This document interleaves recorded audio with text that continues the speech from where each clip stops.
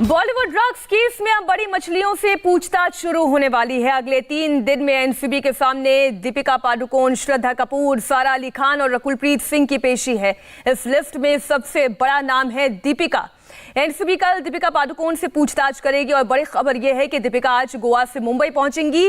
दीपिका आज दोपहर बाद गोवा से चार्टर्ड प्लेन से रवाना होंगी और कल उन्हें एनसीबी के सामने हाजिर होना है और उससे पहले वो कानूनी सलाह अपने वकीलों से भी ले रही हैं। हमारे साथ संवाददाता अतुल सिंह और राजीव सिंह भी जुड़ गए हैं। आपके पास क्या जानकारी है अतुल? जी मीनाक्षी, जी अतुल, आपके पास क्या? करीबन 2 बजे बताया जा रहा कि करीबन 2 बजे बताया जा रहा है कि दीपिका गोवा से निकलेंगी, लेकिन यहाँ एनसीबी के ऑफिस में काफ़ी ज़्यादा हलचल बढ़ गई है क्योंकि अबिगेल पांडे और जो सनम जौहर हैं, जो टीवी एक्टर कपल हैं, वो यहाँ पर थोड़ी देर में पहुँचने वाले हैं। कल करीबन 5 घंटे उनसे पूछताछ हुई थी। उस पूछताछ में अनुज केशवानी ने, जब जो ड्रग सप्लायर है, उन्होंने पूछताछ में इन दोनों का नाम बताया था, जिसके बाद वो दोनों यहाँ पर आए थे। हम लोगों ने जब निकले यहाँ से तो हमने लगातार अबिगेल से और सनम जौहर से लगातार सवाल पूछा कि किस वजह से आपको यहाँ पर बुलाया गया था, आपके घर पे क्यों रेड मारी गई थी। हमने कई सारे सवाल पूछे लेकिन उन दोनों ने कोई जवाब नहीं दिया। हमने उनके वकील से भी संपर्क किया, उनसे भी पूछना चाहा तो उन्होंने कहा कि एनसीबी ने एक सम्मन जारी किया था और हम उसे फॉलो करते हुए यहाँ पर उन्हें दोनों लोग यहाँ पर पूछताछ में सहयोग देने के लिए आए थे, लेकिन किस वजह से सम्मन किया गया था, वो लोग क्यों यहाँ पर आए थे, इसके बारे में जानकारी नहीं। ठीक है, तो आप लगातार नजर बनाए रखिए। राजीव भी हमारे साथ जुड़े हुए। राजीव, क्या रकुलप्रीत को लेकर कोई अपडेट आपके पास?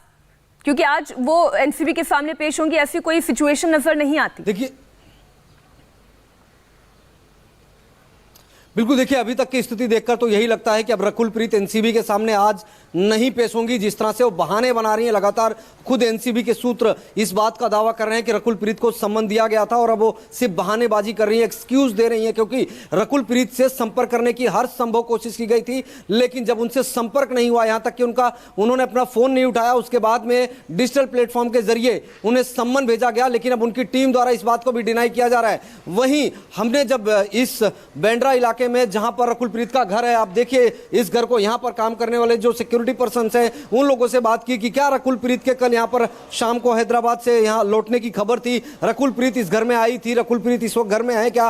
तो उन्होंने मना कर दिया कि रकुलप्रीत जो है वो घर में मौजूद नहीं है। तो तय नजर आती है कि आज का जो समय था 11 बजे का उनकी पेशी का, आज वो पेश नहीं होंगे। आप लोग नजर बनाए रखिए, आगे भी हम आपसे अपडेट लेते रहेंगे। एक बार फिर से मैं रुक कर लेती हूँ हमारे मेहमानों का। नसीर जी, आपने ये कहा कि सिचुएशन ऐसी होती है, हालात ऐसे होते हैं कि लोग अपने आप ड्रग्स लेने लगते हैं। ये क्या प्रेशर है जो उन्हें गैर कानूनी काम करने पर इतना मोटिवेट करता है?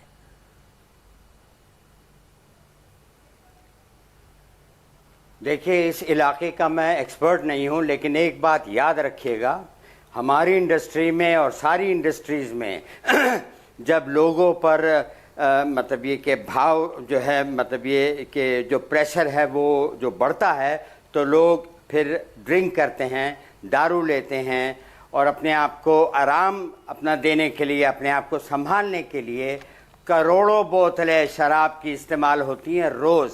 दारू की दुकान पे लाइन देख लीजिए, वो क्या है, वो भी ड्रग है और उस पर वार्निंग आती है कि drinking is injurious to health. लोगों के घर बर्बाद हो जाते हैं, भविष्य बर्बाद हो जाते हैं। मैंने देखा है, ड्रग्स से ज़्यादा होते हैं और फिर ऐसे ड्रग्स होते हैं जो इतने हानिकारक नहीं होते, जैसे कि गांजा, हशीश, कोकेन और जो पाउडर वाले ड्रग हैं, इंजेक्शन लेते हैं लोग, उनसे इंसान की तबाही गारंटीड है और जल्दी आती है। तो अलग अलग बातें हैं, लेकिन सबको एक ही दायरे में रखना कि जी ये ऐसा है। तो मैंने जैसे आपको बताया था, रिक्शे वाले, ऑटो वाले, मजदूर लोग, अपना टांगे वाले और हजारों लोग पीते हैं।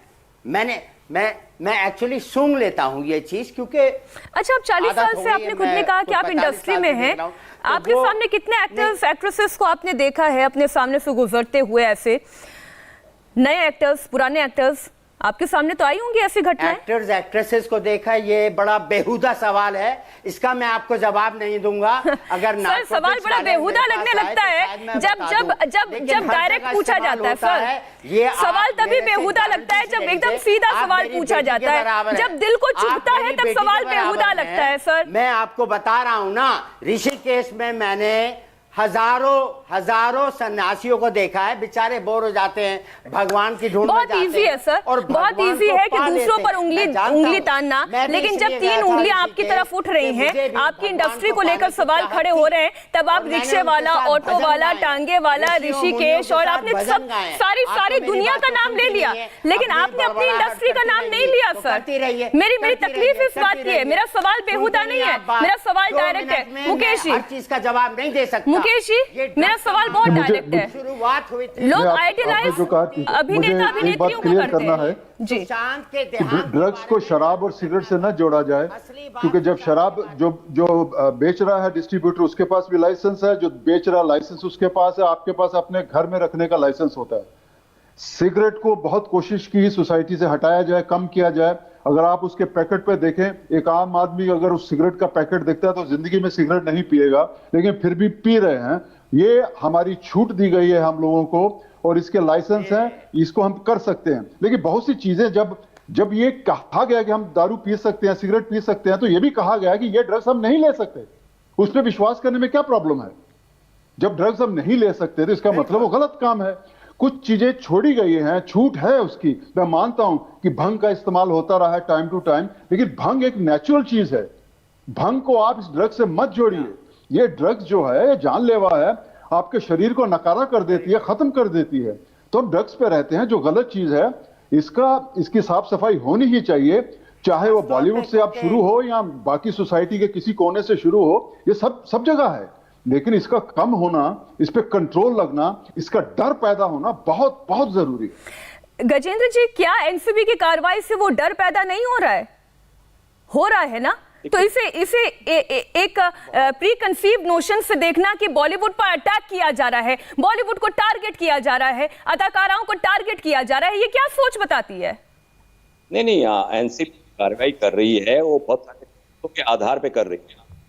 और मैं ये कहना चाहता हूँ, जहर होता है वो कम मात्रा में लिया जाए या ज्यादा मात्रा में लिया जाए। जब ड्रग्स बैंड है तो उसका इस्तेमाल तो डेफिनेटली गुनाह के क्षेत्र में आएगा। मैं एक बात और आपसे शेयर करना चाहता हूँ कि इस पैनल में जो 3 लोग बैठे हैं, हम सब एक ही परिवार के लोग हैं, बॉलीवुड के लोग हैं, और हमारी सोच अलग हो सकती है डेफिनेटली। सिनेमा जो होता है लोगों के लिए, समाज में संदेश देने के लिए होता है। सिनेमा एंटरटेनिंग होता है, एजुकेटिव होता है, अर्निंग होता है। लेकिन सिनेमा के माध्यम से हम गलत संदेश क्यों दें? सिनेमा में काम करने वाले लोग एक गलत संदेश क्यों लेकर जाएं? क्योंकि उनके फॉलोअर्स करोड़ों में होते हैं। वो क्या सोचेंगे? और इससे भी बढ़कर एक और बात है कि हम आने वाली अपनी जनरेशन को क्या जवाब देंगे कि इनके बड़े लोग, इनके पूर्वज लोग इस तरह के काम किया करते थे। मुझे लगता है सिनेमा एक बहुत खूबसूरत पहलू है, और सिनेमा के माध्यम से सोसाइटी को उभारने का, सोसाइटी में अच्छी बात पहुंचाने का अगर इसको माध्यम इस्तेमाल किया जाए तो इससे बेहतर कोई प्लेटफॉर्म हो नहीं सकता। नसीर जी, मैं एक बार फिर आपके पास आ रही हूँ। दीपिका पादुकोण खुद कहती हैं कि depression can kill people. Depression बहुत बुरी चीज है, और जब यही अदाकारा जो ये कहती है कि डिप्रेशन इतनी खतरनाक चीज है, और ये जितने ड्रग्स हैं ये डिप्रेशन के मरीजों को डिप्रेशन के और गर्त में डालते हैं, उन एक्ट्रेसेस का नाम अगर ड्रग्स में इन्वॉल्व होता है तो क्या इमेज बनती है सर? हाँ, ये बात आपने जो दीपिका के बारे में कही, ये सही कही है। दीपिका पादुकोण बाहर आई थी, इस बात के बारे में बात की थी। आसान नहीं होता कि अपने आप को ऐसे दिखाना कि मुझे डिप्रेशन है। डिप्रेशन एक मानसिक बीमारी है जो हिंदुस्तान में बहुत फैली है, लेकिन उसका कुछ अंदाज़ा नहीं है। मुझे भी डिप्रेशन हुआ है, अब भी थोड़ा सा है, मेरी बहन को है, मेरे रिश्तेदारों में बहुत सारे लोग हैं। बड़ी अजीब व गरीब चीज़ है। लेकिन क्या होता है कि कुछ मामूली जो हैं, ये जो नशीली पदार्थें हैं, जैसे कि गांजा हुई, हशीश, उसको लेने से इंसान जो है थोड़ा सा उड़ जाता है बाहर। ये है रिलीफ होता है नासिर भाई, परमानेंट रिलीफ नहीं है वो। ये फाइनल सोल्यूशन नहीं है, ये इसका इलाज नहीं है, ये इसका इलाज नहीं है। लेकिन मतलब फौरी तौर पे, जैसे कि शराब पीने के बाद इंसान फौरन अपने आप को शक्तिमान समझने लगता है और बाद में सुबह उसको सर में दर्द होता है, तो ये इलाज नहीं है, लेकिन ये एक्चुअली टेम्पररी वक्ती इलाज है जो लोग इस पर निर्भर होते हैं, इस पर डिपेंड करते हैं। नासिर भाई, सच्ची बात वक्ती इलाज जो है यही तो आपको आगे ले जाता है। अपनी अंदर की बात, अपनी अंदर की कमजोरी थी जो आप इसके ऊपर डिपेंडेंट होना शुरू हो जाते हैं, और जब वो होता है तो फिर आप मुझे है, मैं रोते, उसी को तो कंट्रोल करना मजबूरी हो सर, जाती है। जितनी मेरी समझ है मुकेश जी, जितनी मेरी समझ है, डॉक्टर्स भी जब एंटी डिप्रेशन पिल्स देते हैं तो साथ ही साथ ये भी कहते हैं कि आप ये एंटी डिप्रेशन पिल्स मत लीजिएगा, बहुत ज्यादा जरूरत पड़े तभी लीजिएगा, क्योंकि ये एंटी डिप्रेशन की पिल्स की अगर आपको आदत लग गई तो इसको सरेंडरिंग यानी विड्रॉल सिम्टम्स भी जो होंगे वो भी आपके लिए खतरनाक होंगे। यहाँ तो प्रतिबंधित ड्रग्स की बात हो रही है। देखिए, इसमें सबसे बड़ी प्रॉब्लम क्या होता है, जब आप इन चीजों की हेल्प लेते हैं आपकी अंदर की स्ट्रेंथ खत्म होना शुरू हो जाती है, आप उस डिपार्टमेंट को बंद कर देते हो, क्योंकि ये बाहरी दवाई जो है आपको पावर, जो भी चीज चाहते हैं आपको देना शुरू करती है। देखिए, सब डॉक्टर यही कहते हैं, पिल्स लीजिए लेकिन कोशिश कीजिए बिना पिल के। क्यों कहते हैं वो? ताकि आपका शरीर वापस यूज्ड टू हो जाए। और अभी हम क्या देख रहे हैं कि एक डिप्रेशन को बहाना मान के ये सीबीडी ऑयल लेना, हैश लेना, हशीश लेना, कोकीन लेना, ऐसे ऐसे ड्रग्स के नाम सामने आ रहे हैं और ऐसे ऐसे अदाकाराओं के नाम सामने आ रहे हैं जिसे देखकर हैरानी हो रही है। हाँ, हम तो यही उम्मीद करेंगे कि इसके बाद और नाम सामने ना आए, लेकिन जिस तरीके से जांच हो रही है बहुत से और बड़े नाम सामने आ सकते हैं। बहुत बहुत धन्यवाद नसीर जी आपका, गजेंद्र जी आपका, मुकेश जी आपका। मेरे पास समय इतना ही था चर्चा के लिए, इस पूरी चर्चा में शामिल होने के लिए आप सबका धन्यवाद। एनसीबी ऑफिस से भी एक बड़ी खबर आ रही है, पूरी खबर ब्रेक के बाद।